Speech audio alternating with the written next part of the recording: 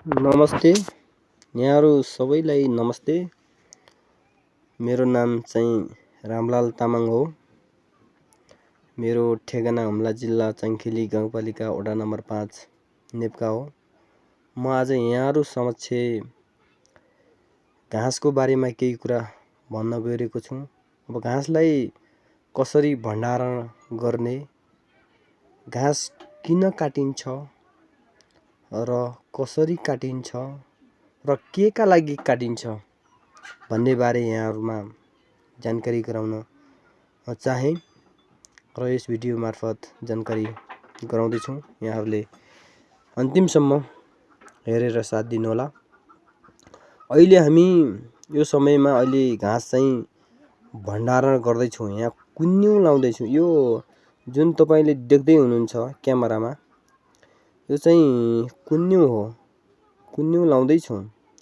यहाँ हिउँ पर्न लागिरहेछ, हेर्नुहोस्, देख्दै हुनुहुन्छ तपाईँ। मौसम सफा छैन, अलि बादल आएछ, लेकतिर पनि हिउँ परिरहेछ, हिउँ पर्न लागिरहेछ। त्यसैले हामी यो घाँसलाई यहाँ भण्डारण, कुन्युमा भण्डारण गर्दैछौँ। यसरी हामीले खद्याएर चिन्यो भने अनि जति पानी परे पनि असर चाहिँ गर्दैन, कुहिनबाट जोगिन्छ र पछि लामो समयसम्म यो घाँस चाहिँ जस्ताको त्यस्तै रहन्छ। त्यसैले हामी घाँसलाई यसरी नै भण्डारण गर्दैछौँ। ल खस्यो, हेर्नुहोस् त, दुःख छ, कठिन छ। हामी अनि यो घाँस चाहिँ केका लागि काट्नुपर्छ भन्दै गर्दा हामीले घरपालुवा पशुहरूको लागि हामी घाँस जम्मा गर्दैछौँ। ल फेरि खस्यो, घरपालुवा पशुहरू गाई गोरु, भेडा बाख्रा, घोडा खच्चर, चौरी लगायतका घरपालुवा जनावरहरूको लागि हामी यो घाँस जम्मा गर्दैछौँ। किन जम्मा गर्दैछौँ त भन्दै गर्दा उनीहरूको आहारा तपाईँ बुझ्दै हुनुहुन्छ।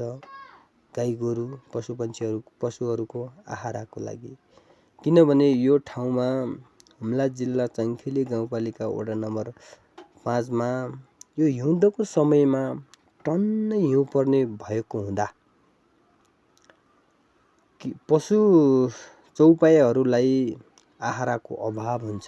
जताततै हिउँ हुन्छ, हिउँ जमेकै हुन्छ, कतिपय ठाउँमा त आइस जम्या हुन्छ है, जसले गर्दा हामीहरूले घरमै राखेर घाँस खुवाउनु पर्छ। त्यसैले चाहिँ हामी आज घाँस काटेर यहाँ भण्डारण गर्दैछौँ।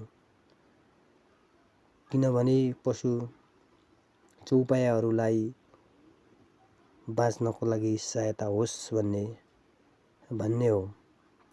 त्यसैले हामी घाँस टन्नै काट्नुपर्छ। हेर्नुहोस्, यतिले पुग्दैन, यो तल्लो देखिन्छ नि, यो मात्र होइन, अनि धेरै काटेछौँ हामीले, धेरै नै जम्मा गर्नुपर्छ।